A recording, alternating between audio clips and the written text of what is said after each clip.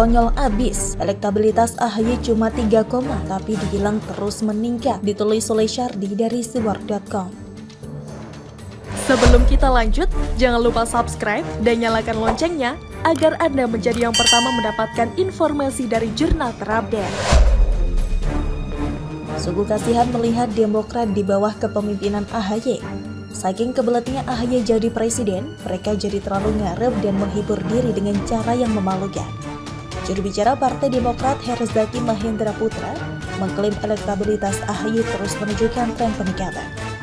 Di berbagai survei, AHY pun stabil di posisi 4 atau 5 dengan tren elektabilitas yang terus meningkat, kata Herzaki. Herzaki mengungkapkan, saat ini ada aspirasi dari internal Partai Demokrat serta sejumlah elemen masyarakat yang menghendaki agar AHY dapat maju Pilpres 2024. Meski demikian, dia menegaskan politik bersifat dinamis. Menurutnya, akan ada sejumlah faktor yang menentukan terkait dengan Pilpres 2024. Ada 2 faktor yang dia maksud, yaitu tiket dan momentum. Untuk mendapatkan tiket agar bisa ikut dalam Pilpres 2024, Partai Demokrat harus membentuk koalisi dengan partai politik yang lain. Elektabilitas tinggi tanpa tiket dimaksud tidak berarti apa-apa. Waktu yang tepat, khususnya soal kapan memilih dan mengumumkan pasangan calon pilihan Partai Demokrat ke publik juga menjadi penting. Meski seseorang memiliki elektabilitas tinggi, perlu diperhatikan juga soal sejauh mana elektabilitas tersebut akan bertahan di waktu mendatang. Survei yang dia maksud adalah survei tatap muka yang dilakukan oleh Indikator Politik Indonesia pada 14 sampai 19 April 2022, di mana AHY berada di posisi kelima dalam hal elektabilitas dengan angka 3,2%, jauh di bawah Ganjar Pranowo, Prabowo Subianto, Anies Baswedan, dan Ridwan Kamil. Dalam survei lainnya yang dilakukan oleh Carta Politika pada 10-17 April 2022, AHY berada di posisi ke-6 dengan elektabilitas hanya 3,4% di bawah Ganjar, Prabowo, Anies, Sandiaga Uno, dan Ridwan Kamil. Dengan angka yang hanya di kisaran 3%-an, mau harap jadi presiden sama saja dengan pungguk merindukan bulan. Dalam waktu kurang dari 2 tahun menaikkan elektabilitas AHY hingga ke angka 15 hingga 20% sama saja seperti mencari jarum dalam tumpukan jerami. Angka tersebut stabil, yang artinya memang begitulah daya tawar AHY ke publik, hanya berada di level papan bawah. Udah begitu, malah mau jadi capres pula. Padahal jadi cawapres pun belum tentu ada yang mau melirik, mengingat angka 3%-an hanyalah angka yang sifatnya hanya untuk lebih semarak saja. Kalau elektabilitas hanya di bawah 10%, lebih baik jangan terlalu banyak berharap, ketimbang nanti dikirain stres dan halu berat. Ibarat siswa peringkat di luar 10 besar, tapi berharap dapat beasiswa dari universitas top elit seperti Harvard atau Oxford. Demokrat berpikir peringkat 5 atau 6 yang diraih AHY adalah tanda bagus untuk mencalonkan diri sebagai capres. Ini agak mirip dengan gubernur yang dijagokan menang Pilpres hanya karena masa sholat Idul Fitri di stadion kebanggaannya. Meskipun agak jauh-jauh analoginya, tapi kira-kira begitulah pola pikir Demokrat. Sebagai perbandingan, SBY pada Pilpres 2009 lalu pernah meraih elektabilitas sebesar 41%. Sedangkan di survei lain, pasangan SBY Budiono pernah mendapatkan suara hingga 71%, menang jauh dari pasangan Megawati Prabowo yang hanya 16,4% dan JK Wiranto yang hanya 6% saja. Coba lihat elektabilitas AHY hanya berkutat di kisaran yang menyedihkan 3% saja. Kira-kira berapa besar sih peluang AHY bisa menjadi seperti bapaknya? Kalau pakai nalar, AHY terlalu halu, mimpi terlalu tinggi, mau menjangkau langit padahal tangan cuma bisa menjangkau setinggi pohon pisang. Kalau dilihat ke belakang, hasilnya yang didapat AHY ini karena ulah SBY sendiri yang sudah mengecewakan banyak orang dengan sikap doyan prihatin, lamban membangun, dan suka mageran. Ini juga tercermin dari Demokrat yang juga nyungsep ke papan tengah menuju papan bawah sejak berjaya di era SBY. Katakan tidak pada korupsi, padahal semua itu cuma hiasan dan pemanis saja. Intinya sebisa mungkin AHY jangan mau dibuai dengan hiburan dari kadernya sendiri.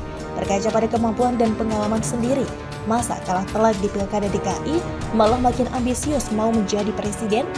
Tidak ada niat introspeksi sama sekali sih. Bagaimana menurut Anda? Sepertinya presiden takut kalah pamor dengan sholat Id di JIS, Jakarta International Stadium. Ya, saya mengatakan ada 2 kemungkinan bahwa di setnya sholat di Jogja itu setelah melihat perkembangan JIS, ya, Jakarta International Stadium, yang ternyata ya diperkirakan akan antusias warga sholat di sana, dan ini tentu akan mencoreng popularitas Presiden Jokowi kalau seandainya orang atau warga Jakarta lebih senang datang ke JIS ketimbang ke Istiqlal. Sebut Jokowi kalah pamor, Refli Harun disikat Ruhut dan Ngabalin, ditulis oleh Syardi dari siwar.com. Sebelum kita lanjut, jangan lupa subscribe dan nyalakan loncengnya agar Anda menjadi yang pertama mendapatkan informasi dari jurnal terupdate. Anies sholat Idul Fitri di JIS, sedangkan Jokowi sholat di Gedung Agung Yogyakarta. Nah, ada pasukan sakit hati, salah satunya Refli Harun, yang membuat narasi sembarangan dan semakin merusak nama baiknya sebagai seorang pakar hukum. Dia mengomentari langkah Presiden Jokowi yang melakukan sholat Idul Fitri di Gedung Agung Yogyakarta ketimbang di Masjid Istiqlal Jakarta. Refli Harun tidak tahu pasti alasan Jokowi memilih Yogyakarta untuk sholat Idul Fitri, karena biasanya Presiden sholat lebaran berjamaah di Istiqlal Jakarta. Salah satu pasukan sakit hati yang kurang baca berita, Jokowi beberapa kali sholat Idul Fitri di berbagai kota di Indonesia, yaitu Banda Aceh, Padang, Jakarta, dan Bogor, lalu Yogyakarta. Tak tahu fakta, Refli Harun malah bikin narasi sampah tidak bermutu. Dia mengklaim punya analisis politik tersendiri di balik sikap Jokowi tersebut. Dia menilai bahwa Jokowi takut kalah pamor dari Anies Baswedan. Sepertinya Presiden takut kalah pamor dengan sholat Id di Jakarta International Stadium. Kata Refli yang katanya hanyalah analisa politiknya, belum tentu benar dan belum tentu salah. Saya mengatakan ada dua kemungkinan bahwa sholat di Jogja itu setelah melihat perkembangan Jakarta International Stadium. Dan ternyata diperkirakan warga akan antusias sholat di sana, dan ini tentu akan mencoreng popularitas Presiden Jokowi. Kalau seandainya orang atau warga Jakarta lebih senang datang ke JIS ketimbang ke Istiqlal, katanya lagi. Yang melaksanakan sholat Idul Fitri di Masjid Istiqlal tembus 300.000 orang, meskipun target awalnya hanya 250.000 orang. Sedangkan yang sholat di JIS hanya 23.000 orang, tidak sampai 10% dibandingkan dengan warga yang sholat di Istiqlal. Itu pun harus melalui surat penugasan yang mewajibkan isi daftar hadir. Jadi, dari mana ceritanya warga lebih memilih sholat di JIS, kecuali itu adalah narasi sakit hati? JIS aja 80% dananya dari pemerintah pusat, apanya yang harus dibanggakan? Tidak heran kalau Refli Harun telah menjual kepintarannya dan memilih menjadi orang konyol. Ruhut Sitompul pun memberikan balasan menohok kepada Refli Harun. Ruhut menyebut Refli Harun sebagai kelompok kadrun yang selalu berpikir negatif terhadap Presiden Jokowi. Beginilah kadrun, Presiden RI ke-7, Bapak Joko Widodo, yang seiman dengan beliau tidak pernah ada yang benar di hidung mereka. Semua langkahnya yang baik mau diatur. Tolong belajar sejarah Republik Indonesia tercinta. Yogyakarta tempat bersejarah, Indonesia merdeka. Matur nuwun, merdeka, kata Ruhut. Ali Mohtar Ngabalin juga memberikan sindiran yang cukup menohok. Rupanya kawan ini sakit hati banget. Ketahuilah, wahai sang profesor, tidak ada yang bisa menghancurkan besi kecuali karatnya. Tidak ada yang dapat menghancurkan seorang kecuali pola pikirnya. Bagaimana mungkin ada pakar hukum seperti kamu bersuku pendek atau small and low mindset, kata Ngabalin.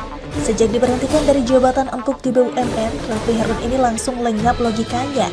Dulu bicara teori dengan sangat logis dan akademik, tapi sekarang bicaranya seperti YouTuber kemarin sore yang berani ngomong apapun demi konten atau demi melampiaskan sakit hatinya. Hello, ngapain juga Jokowi minder atau takut kalah pamor dengan Anies? Kalau Jokowi hadir di Masjid Istiqlal, jumlah warga yang hadir pasti bakal lebih banyak lagi kalau tidak dibatasi. Lagi pula ibadah Pak harus mikir gengsi atau takut kalah pamor? Menurut saya, bodoh sekali kalau ibadah setahun sekali harus ternodai oleh rasa gengsi kalah pamor. Jokowi dan Anies sama-sama mau lepas jabatan sebentar lagi. Bedanya, Jokowi tidak ada beban lagi, karena memang tidak bisa menjabat lagi dan tidak ada rencana terjun ke politik. Sedangkan Anies makin kelihatan ambisi dan nafsu politiknya, dengan cari muka pakai topeng santun berbalut politisasi agama. Justru Anies yang takut kalah pamor karena usai lepas jabatan gubernur, dia bakal nganggur 2 tahun. Baru kali ini saya melihat seorang pakar hukum bergelar doktor pula, tapi analisisnya mirip anak SD yang masih belum bisa mengarang bebas. Bagaimana menurut Anda?